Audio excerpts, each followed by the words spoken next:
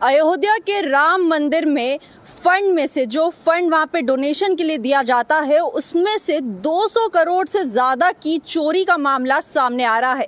ये खबर लगातार कुछ दिनों से सुर्खियों में है, जिसके बाद ट्रस्ट की तरफ से कंप्लेन दर्ज करने के बाद अब इसके ऊपर 3 मेंबर की एसआईटी की टीम बनाई गई है और दिल्ली से आईपीएस ऑफिसर्स की टीम को उत्तर प्रदेश भेजा गया है, राम मंदिर भेजा गया है। ये जो मामला है इसके ऊपर पूरी तरीके से जांच पड़ताल करने के लिए 15 दिन तक की इसके ऊपर रिपोर्ट बनाई जाएगी। इस पूरे मामले में 50 लोगों को शक की बुनियाद में रखा गया है। ये 50 लोग कोई और नहीं है, ये 50 लोग वही ट्रस्ट में काम करने वाले एम्प्लॉयज़ हैं जो उस ट्रस्ट का पैसा गिनने का काम करते थे।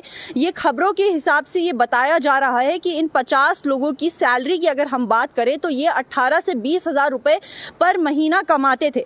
इनके ऊपर शक तब हुआ जब कुछ महीनों के अंदर ये देखा गया कि इन एम्प्लॉयज़ ने बहुत ही ज़्यादा लग्जरी गाड़ियाँ, महंगे आईफोन्स और करोड़ों की प्रॉपर्टी खरीदना शुरू किया। उसके बाद इन 50 लोगों को शक की बुनियाद पर रखा गया है। इनके ऊपर इन्वेस्टिगेशन चल रही है। 3 मेंबर की एसआईटी की टीम बनाई गई है और उसके अलावा भी दिल्ली से आईपीएस ऑफिसर्स की टीम को अयोध्या मंदिर भेजा गया है जांच पड़ताल करने के लिए। इन्वेस्टिगेशन अभी भी जारी है।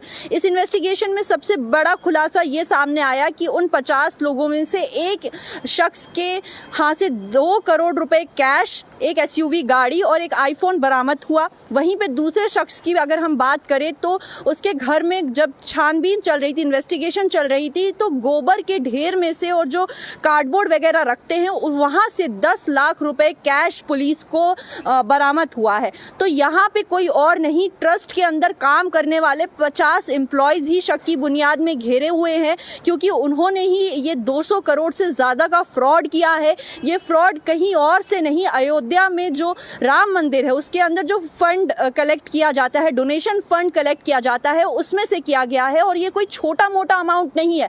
200 करोड़ से ज़्यादा का इसमें घोटाला सामने आ रहा है। 200 करोड़ से ज़्यादा पैसे चुराए गए हैं। इतना बड़ा स्कैम खुद राम मंदिर के अंदर काम करने वाले एम्प्लॉयज़ के द्वारा किया गया है, जो वहाँ पे पैसा गिनने का काम करते थे।